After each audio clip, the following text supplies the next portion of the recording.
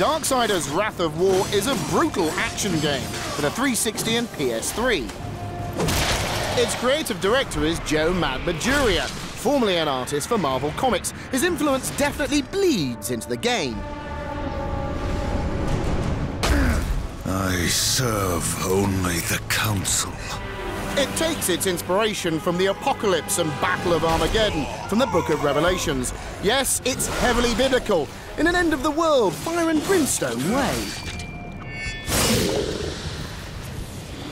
With large weapons and even larger enemies, many have likened it to Devil May Cry and God of War.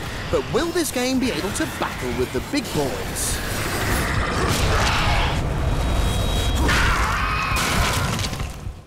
In Darksiders Wrath of War, you play as War, one of the 4 horsemen. For centuries, there's been a truce between heaven and hell, but that's coming to a close. A third kingdom, the kingdom of man, will play a decisive role in the coming dust-up. Until this time, the horsemen are law, inflicting swift justice on anyone or thing breaking the rules of the truce. Only after 7 seals have been broken will the end war begin, but you've been summoned to Earth where something's gone wrong. This cannot be. The 7th seal is not broken! You've been blamed for starting the end war, allowing the rather nasty Destroyer to take control. Stripped of most of your powers, you must fight your way through the now desolate Earth to bring justice and prove your innocence. But the Destroyer's helpers are plentiful and powerful. Without your brethren, you're in for quite a fight.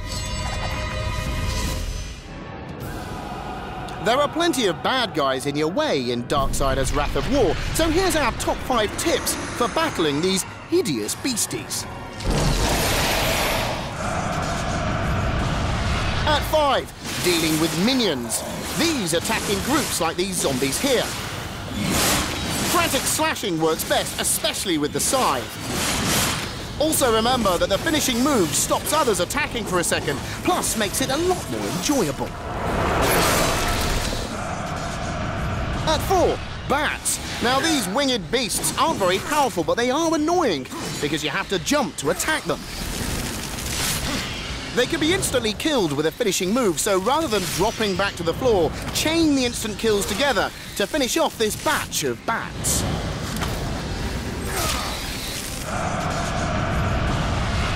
At 3, pus-spewing monsters spew goo all over you, and this seriously damages health. But simply lock on and rapid-fire the crossblade to paralyze his attacks. It takes time to kill this way, but will save you valuable health. At 2, dash move is not just for attacking, it also gives you a serious advantage over these heavily armoured beasts. Dive in and unleash with your trusty sword. As soon as you see them charging for an attack, hit the dash button and zoom out of harm's way. They're committed to their move, so get in behind them to inflict serious damage. Repeat until the armour's all gone, then activate your finishing move. At 1, dealing with the jailer. Keep an eye out for hit spots on larger enemies. Using the crossblade's multiple target lock-on, you can pinpoint targets to hit, then charge up and release. All targeted areas will be hit at once, allowing you to get close and inflict a killer blow.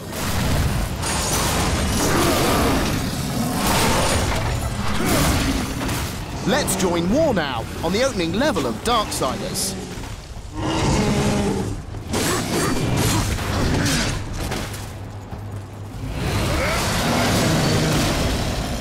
This is the Chaos form, useful for dealing with larger opponents.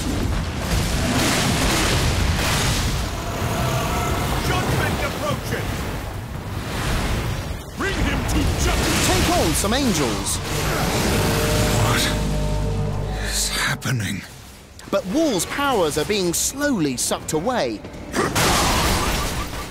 At least he still has his sword. Also known as the Chaos Eater, for obvious reasons.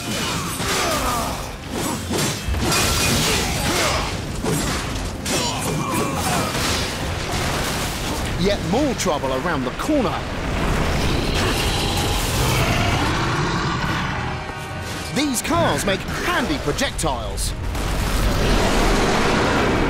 To finish things off, War uses his trusty Chaos Eater.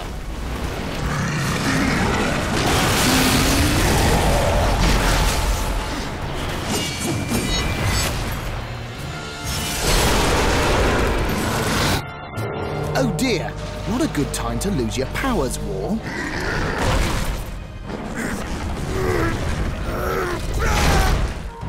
Okay, our verdict. Ignore the cheesy dialogue. This is a seriously underhyped, seriously brilliant action game. The visuals are fantastic and there's an enjoyably tense atmosphere throughout. It's challenging and varied, constantly introducing new elements. A great start to 2010. This is a 9.5 out of 10. A half point knocked off only for a lack of multiplayer. What in heaven's name have you done? I answer the call.